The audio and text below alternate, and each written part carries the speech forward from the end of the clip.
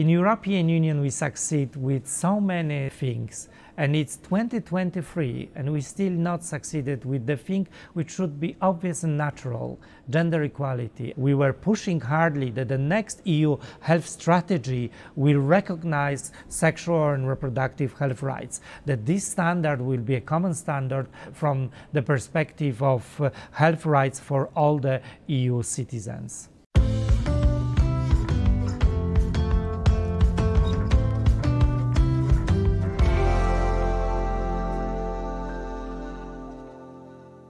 Mr. Biedron, thanks for being with us. It's already evening in Brussels. You're just arriving from the airport. You've been in Poland, your home country.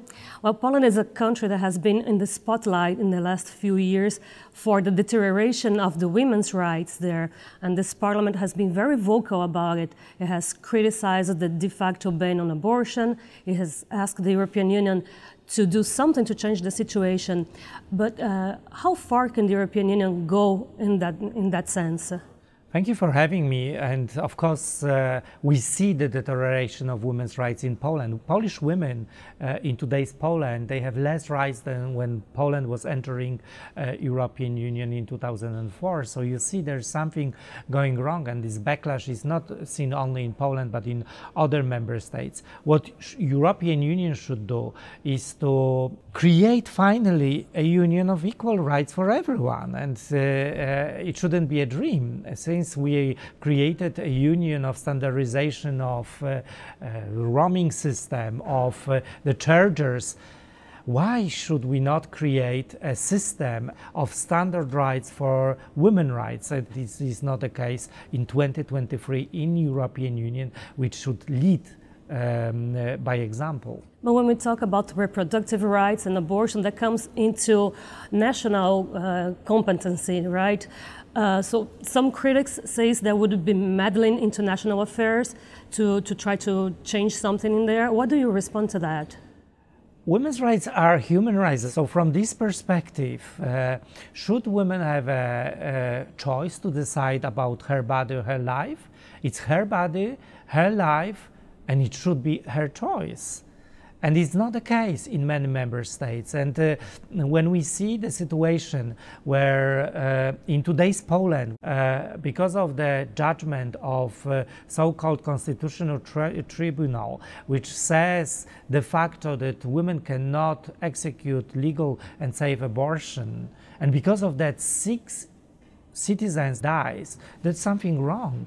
And we need to improve it. When we see that among already 7 million girls and women who pass the border, EU border with Ukraine, the Ukrainian refugees, there are girls raped by Russian soldiers, and they're coming to Poland and they're finding out that in Poland they cannot terminate this rape. There's something wrong with European Union that we are not giving this right.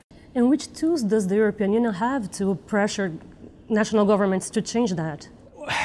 We have Charter of Fundamental Rights, we have treaties which says that everyone is equal, that we should have same standards concerning human rights. As a committee dealing with women's rights and gender equality, we were pushing hardly that the next EU health strategy will recognize sexual and reproductive health rights, that this standard will be a common standard from the perspective of health rights for all the EU citizens.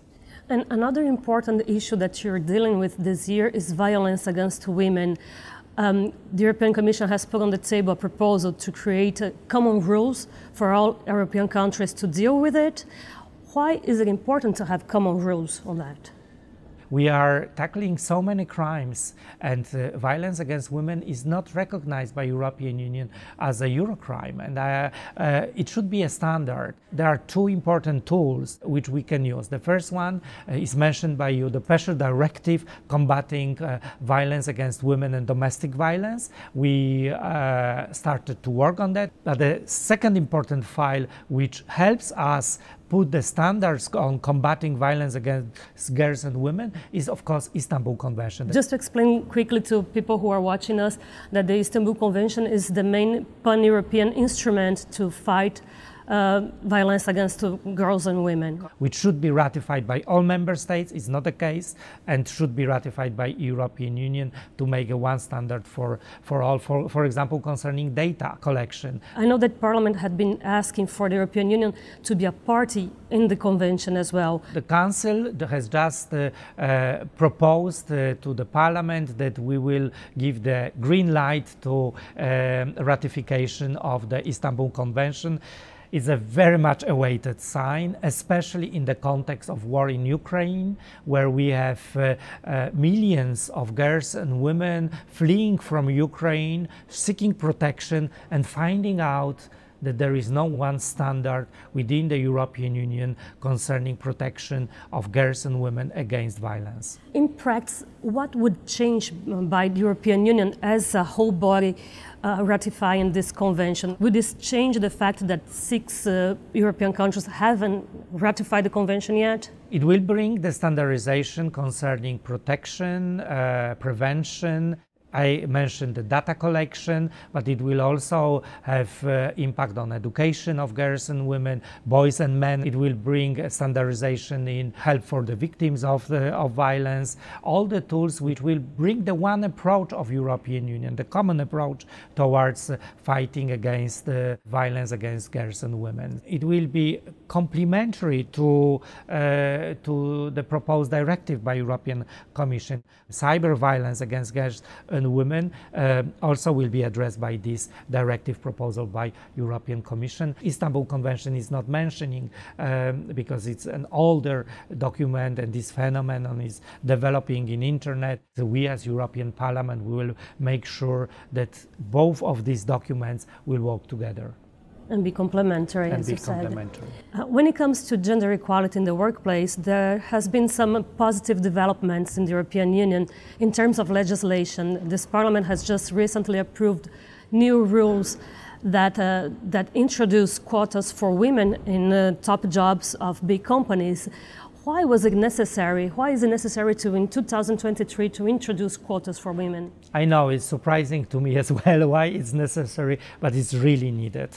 These kind of tools are helping women to achieve what for many men, and I say it as a male politician, we are receiving as that, just because we are men. In European Union, a little bit more than 8% of CEOs of the companies are women, are female, 8%.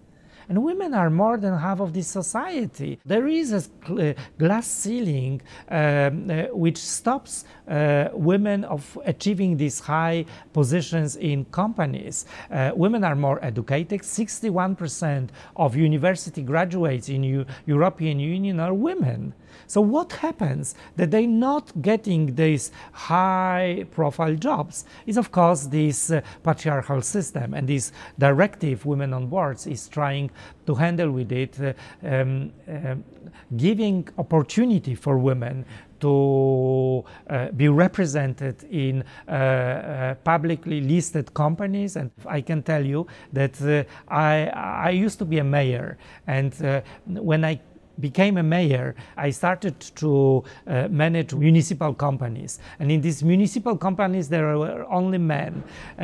To my surprise, I asked these men why they are not women. And they said women are not interested in environment cases, in water supply, in cleaning the streets, and so on and so on. Which is not true. Which is not true, of course. And then I introduced quotas. And suddenly, it appeared that there are many women who want to be in these well-paid jobs and to take responsibility for water supply, for environment issue in the city, and so on and so on. So just give women a chance. They are very well prepared to take over. Another new rules that this Parliament is getting ready to vote or to give the final green light soon, it's the one that we call the pay transparency, which will require big companies to disclose the salaries that they pay to men and women. I understand that this is intended to reduce the pay gap, the gender pay gap. Can you explain to us how this will be possible, how this legislation will be able to do this? Gender pay gap is a reality. Our mothers, our grandmothers, our sisters, our female co-workers, they earn less their pensions are smaller than the male pensions. And this is a reality. The gender pay gap in European Union is 13%. Some member states is more, in some members it's less, but it's a reality. And we need to approach this issue. So for us, the goal was clear. The more transparency we have in this field, the more visible inequalities are, and it's easier to approach that. I think it's a fair treatment of the workers, that they should know that while you have the same level of knowledge and your effort is the same and your engagement in the work is the same, you should be paid equally. And this is not the case. To conclude, I would like to ask you a rather provocative question. You are a man, you are chairing a committee dedicated to women's rights. Isn't that a paradox? I bet you've heard this question many times already. Yes, I heard it a lot, and I must say it's a proud to be chairing Women's Rights and Gender Equality Committee. Because I believe that gender equality is for men and women. It's not only for women. We as men, we should be in solidarity with girls and women, and we should be supporting girls and women. There is a special place for men not supporting women in hell. Do we need more education for men on gender equality? Of course, and it should start from boys, not only men. It should start from the early school, the understanding inequalities, and I think we would be all more sensitive if this was a standard thing. In European Union, we succeed with so many things, and it's 2023, and we still not succeeded with the thing which should be obvious and natural, gender equality, and we still treat women like they don't have equal rights. All the statistics show that we need still 60 years to achieve gender equality in European Union. That's a lot. It's a lot. We would think it's a paradise, but for many girls and women, it's still a hell, and it shouldn't be. Thank you very much. From the European Parliament, I'm Marcia Bisotto, and this is Robert Biedron, the chair of the Parliament's Committee on Gender Equality and Women's Rights. Thank you very much. It was my honor. Thank you.